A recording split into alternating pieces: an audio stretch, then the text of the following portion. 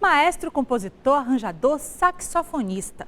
O nosso entrevistado de hoje nasceu na Rua da Independência, no bairro do Gravatá, próximo à Baixa dos Sapateiros, um bairro bastante popular aqui de Salvador.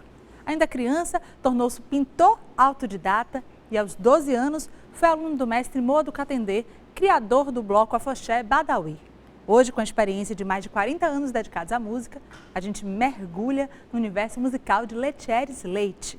É com ele que a gente conversa agora.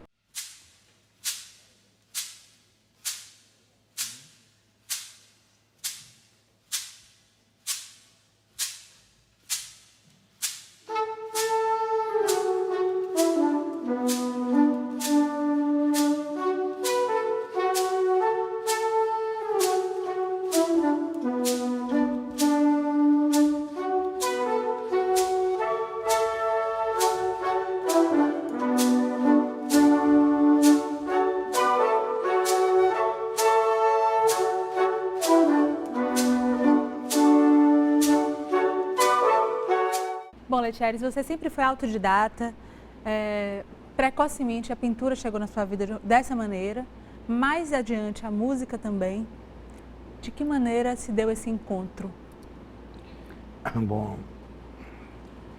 Vânia, eu comecei a pintar com 12, 13 anos de idade. Meu pai dono de livraria, comecei a pegar os pincéis, as tintas e também prestei vestibular para as plásticas. Cheguei a estudar quase 3 anos na UFBA. Entrei na turma de 77, por aí. E nessa época, todos os alunos das universidades faziam mostra de som nas faculdades. Era um período ainda da ditadura militar, em que a gente fazia esse movimento para poder juntar as pessoas, para poder discutir questões políticas. E nessas mostras de som eu comecei a tocar de novo. Um instrumento de percussão que liga com um período quando eu estudei no Colégio Severino Vieira, quando eu tinha 12 anos. Eu tive uma oportunidade de tocar na Orquestra Afro-Brasileira da Emília Biancardi, da etnomusicóloga. Nesse encontro com a percussão, tocando na Faculdade de Arquitetura, Ciências Humanas, tinha muita mostra de som também. Apareceu uma flautinha lá, eu tinha com 19 para 20 anos, uma flauta de plástico. Eu comecei a tocar ela e em pouco tempo me tornei profissional, sem perceber. Eu não notei, sinceramente não notei, porque eu não praticava. Eu tinha talvez uma percepção da música, sem ter uma noção consciente disso. Comecei a tocar e fui me tornar um profissional entre 19 e 20 anos de idade e nunca mais voltei a pintar. Daí eu tentei prestar vestibular até na UPA, não fui bem sucedido. E isso fez com que eu saísse de Salvador para estudar música fora. O Centro Histórico tem uma participação muito grande aí nessa sua formação musical, né? Conta um pouco pra gente. Nasci nessa região. Exatamente, ali próximo nas mediações da Baixa Sapateiros. Exato, né? Eu nasci no Gravatá e tive contato com a música que se fazia aí. E para mim o Centro Histórico ele tem uma importância vital na minha formação como pessoa. Hoje eu dirijo uma escola de música do Centro Histórico. O projeto do Rumpilezinho é no Centro Histórico e o ensaio da Rumpilés também é no Centro Histórico. Essa ligação, como a minha vida toda, ela é permeada ligada, ela é conduzida pela intuição e sempre eu volto para lá. Mesmo que eu nem pense, eu sempre estou. Então a ligação é total, desde a minha formação como pessoa até na minha instrução como músico. Você tem um entendimento da música com uma espiritualidade sempre vinculada, ligada. Você já disse em outras oportunidades que descobriu que o protagonista da música não é o cantor, não é o compositor, e sim a percussão. Na música da Bahia, na música da Bahia, africana. Exatamente. Quando foi que você descobriu isso? De música de matriz africana, existe vários paradigmas que precisam ser resolvidos. O primeiro de todos, para mim, é a questão de colocar sempre essa música como uma música que não tem uma organização e que ela não tem um rigor estético e metodológico no aprendizado e na sua execução.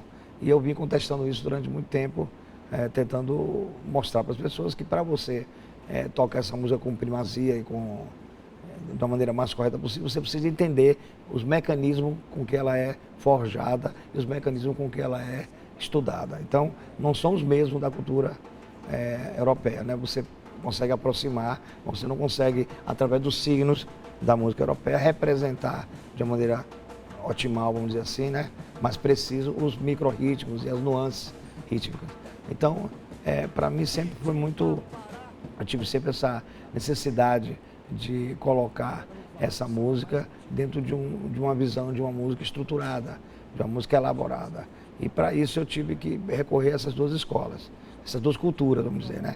Cada vez mais aprender na oralidade, praticada na rua, e no terreiro, dentro da informalidade do aprendizado, né? E também juntando com o que eu aprendi nas escolas, eu não tive a oportunidade de estudar depois, quando eu já estava no exterior, e aproximar essas culturas para que a gente consiga, de uma maneira, você consiga perceber um método, né? Para que as pessoas possam aprender ela de uma maneira mais consistente.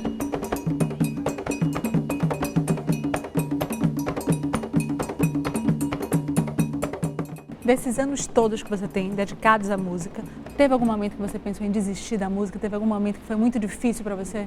Olha, difícil sempre foi, né? Logo dessa fase que eu saí de Salvador para tentar estudar, eu fui tentar estudar em Santa Catarina.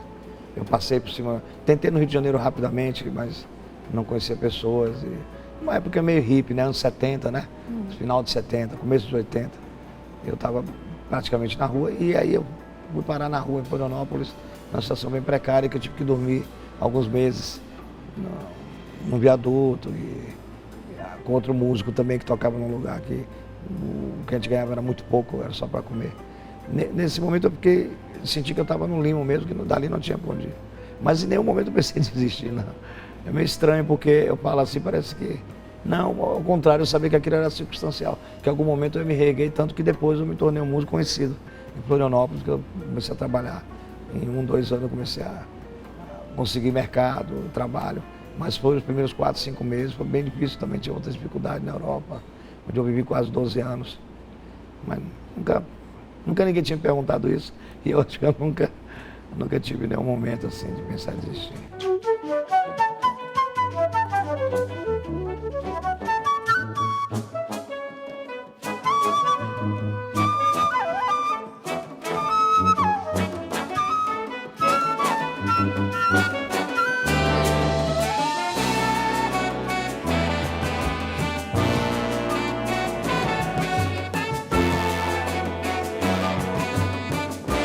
A gente volta já.